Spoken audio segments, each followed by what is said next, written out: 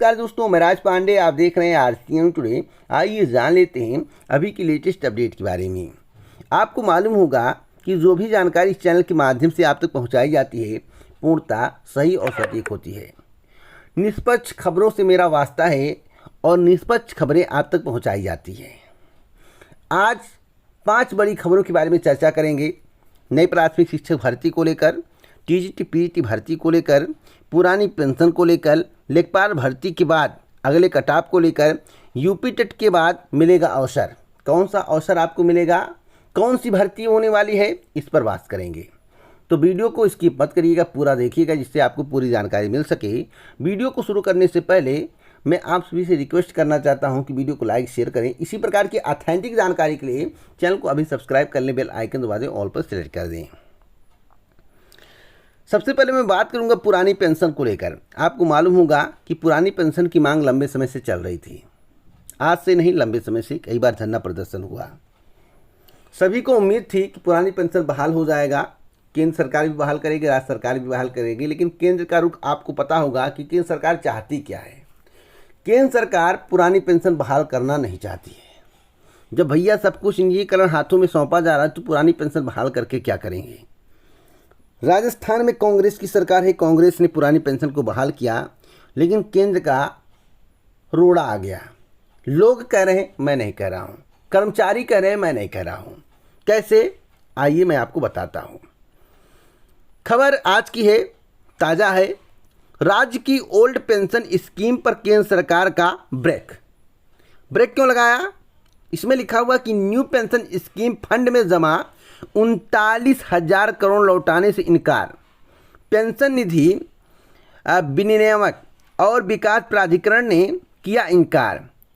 PFRDA में जमा राशि विड्रा करना चाहती थी राज्य सरकार, यानी कि राजस्थान सरकार जो पीएफआरडीए में जमा राशि है उसे विड्रा करना चाहती थी। उस राशि को क्या करना चाहती थी उसके बारे में आप लोग सुन लीजिए। राज्य सरकार चाहती थी कि राज्य कि जितने भी कर्मचारी हैं उनकी राशि उनके जीपीएफ खाते में ट्रांसफ़र हो जाए। राज्य के वित्त विभाग ने 21 अप्रैल को पीएफआरडीए को लिखा था पत्र।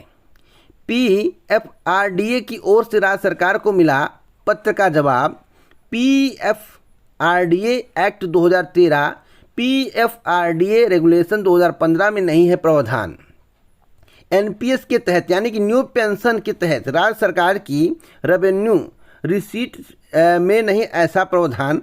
राज्यांश और कर्मचारी के अंश की जमा राशि को लौटाने का प्रावधान। तो इससे यही प्रतीत होता है जो 39,000 करोड़ रुपया है जो राज्य सरकार लेना चाहती थी, विड्रॉ करना चाहती थी, और उस पैसे को जिन जिन कर्मचारियों का जितना हक है उनके खाते में यानी कि जीपीएफ में डालना चाहती थी, लेकिन ऐसा नहीं कर पाएगी क्योंकि केंद्र सरकार ने इस पर ब्रेक लगा दिया है।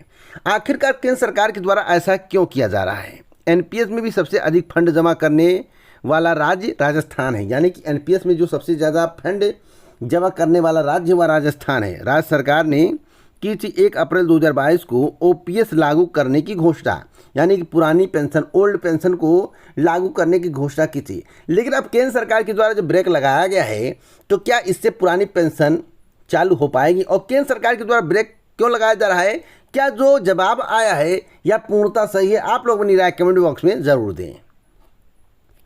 अगली अपडेट है बहुत ही महत्वपूर्ण, नई प्राथमिक शिक्षक भर्ती को लेकर। देखिए, नई प्राथमिक शिक्षक भर्ती में बहुत बड़ा खुलासा हुआ है। मैं आपको जो जानकारी देने जा रहा हूं, हो सकता है किसी भी चैनल के माध्यम से आपको ना मिला हो, मिला होगा तो बहुत अच्छी बात है। प्राथमिक शिक्षक भर्ती सरकार करने के मूड में नहीं है अभी।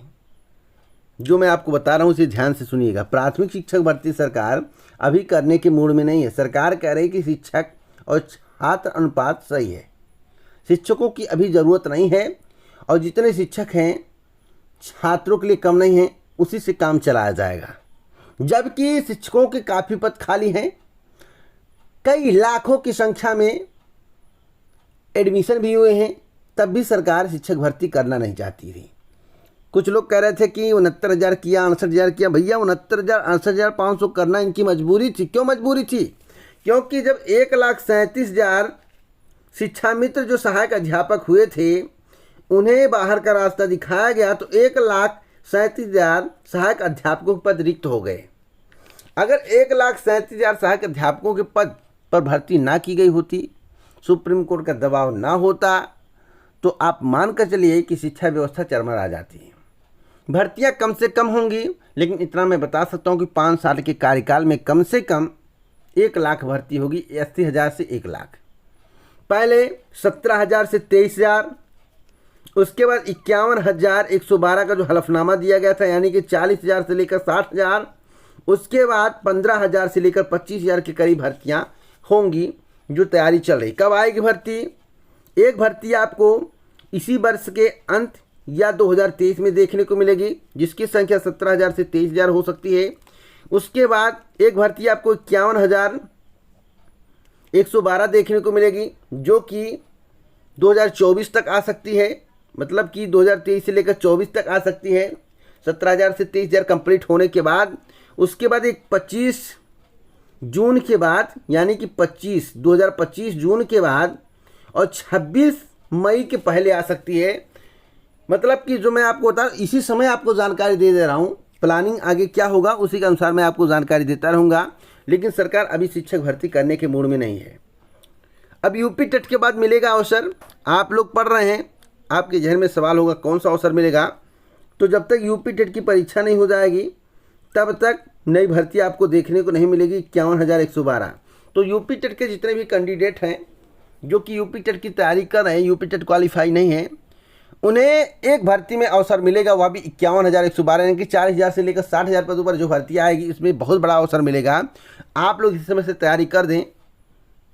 अगर आप इसी समय से तैयारी करना शुरू कर देंगे तो सुपर टेट की परीक्षा में आप भाग कर पाएंगे और आपको को भर्ती में शामिल होने का अवसर मिलेगा। तो यूपी टेट जो नेक्स्ट होने वाला है, इनके कैंडिडेट को, यानी कि इन सभी कैंडिडेटों को जो क्वालिफाई करेंगे उन्हें अगली भर्ती में मौका मिलेगा, यानी कि 40,000 से लेकर जो 60,000 भर्ती आएगी। यह आपके लिए गुड न्यूज़ है, इससे अच्छी खबर आपके लिए नहीं हो सकती है। इसलिए अभी चैनल को सब्सक्राइब करें, बेल आइकन दबाएं, ऑल पर सेलेक्ट करें। अगली अपडेट है टीजीटी पीजीटी नई भर्ती को लेकर। देखिए, टीजीटी पीजीटी के कई हजार पद खाली हैं। पदों का आंकड़ा कई बार मैं बता चुका हूं। अध्याचन मांगे गए हैं, अभी तक 7200 के करीब अध्याचन प्राप्त हुए। अध्याचन बढ़ाने की अपील की गई है, कई बार ज्ञापन भी दिया गया है और निर्देश भी दिया गया है शासन की तरफ से कि और अध्याचन मंगवाया जाए। लगभग 9,000 से लेकर 11,000 के करीब भर्ती आपको इस साल के अंत या 2023 अप्रैल के पहले देखने को मिले। इस साल के अंत अप्रैल के पहले भर्ती आपको देखने को मिलेगी टीजीटी पीजीटी को। अब टीजीटी पीजीटी के जितने भी कैंडिडेट हैं तैयारी करने की उन्हें ज़रूरत है। आपको यह नहीं देखना है कि जून में भर्ती आएगी। भैया वीडियो बनाना हो तो प्रतिदिन मैं बनाऊंगा, जून में आएगी, जुलाई में आएगी, जैसे जैसे महीना बीतेगा मैं बताता जाऊँगा। लेकिन सच्चाई जो है मैं बता दे रहा हूँ, इस महीने के एंड तक, मतलब इस साल के एंड तक या 2023 तक भर्ती देने की तैयारी है। अगर आप थोड़ा परिश्रम करते हो, दबाव बनाते हो, ज्ञापन स्यापन देते हो, लगातार लगे रहते हो, तो हो सकता है जो एंड में आने वाली हो या 1.5-2 महीना पहले आ जाए। लेकिन कल आ जाएगा या अगले माह आ जाएगा, यह पूर्णतः गलत है। आपको गुमराह किया जा रहा है। जो जानकारी है मैं आपको बता दे रहा हूँ।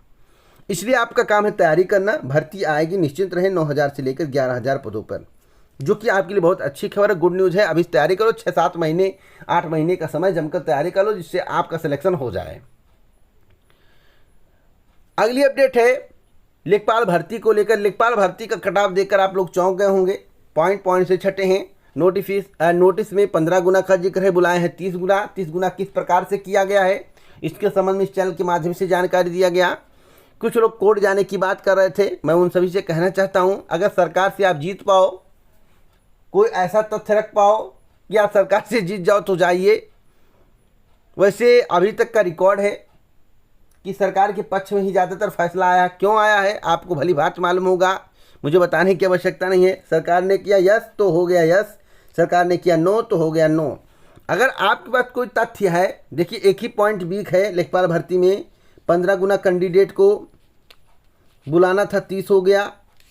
चलिए, वरीयता दी गई। लेकिन अगर कैटेगरी वाइज लिस्ट आ जाए कितने कैंडिडेट किस कैटेगरी के क्वालिफाई किए गए हैं, तो इससे भी अभ्यर्थियों को थोड़ी संभावना मिलेगा, अभ्यर्थी जान पाएंगे कि किस तरह से कट ऑफ बनाया गया है। साथ साथ 15 गुना का जिक्र कहीं नहीं किया गया था, तो आखिरकार 15 गुना से ज़्यादा क्यों बुलाया गया, सभी को क्यों नहीं बुलाया गया, पॉइंट में क्यों छोड़ा गया। अगर अंतिम कट ऑफ पे सभी को लिया गया तो कट ऑफ 67, 66, 68 नंबर क्यों नहीं गया, 67 पॉइंट 66 पॉइंट 62 पॉइंट 96 90 क्यों जा रहा है, पॉइंट में क्यों कट ऑफ जा रहा है अगर सभी को अंतिम कट ऑफ पे लिया गया। कई हैं, और कट ऑफ जो है कैटेगरी वाइज क्यों बनाया गया, 15 से मल्टीप्लाई क्यों किया, कई तथ्य हैं, आप इस बेस पर जा सकते हैं। लेकिन मैं एक बार फिर कहना चाहता हूं, क्या आप सरकार से जीत पाएंगे, क्या आप सुप्रीम कोर्ट तक जा पाएंगे, क्या आप सरकार से लड़ सकते हैं तथ्य के आधार पर। अगर आप ऐसा कर सकते तो जाइए, नहीं तो अन्यथा मैं यही कहूँगा, एक ही बात आपसे कहूँगा कि भैया आप लोग दूसरी भर्ती की तैयारी करिए, मेहनत करिए, किस्मत होगी तो नौकरी मिलेगी, नहीं तो नहीं। हाँ, अगले कट ऑफ के संबंध में जानकारी मैं आपको दे दूं। अब लेखपाल भर्ती सबसे बड़ी भर्ती थी, और लेखपाल भर्ती की परीक्षा में जो कट ऑफ दर्शाया गया वो 15 गुना से लेकर 30 गुना कर दिया गया है। अगर आप देखेंगे पदों के सापेक्ष तो 30 गुना की करीब कैंडिडेट है, 2,47,000।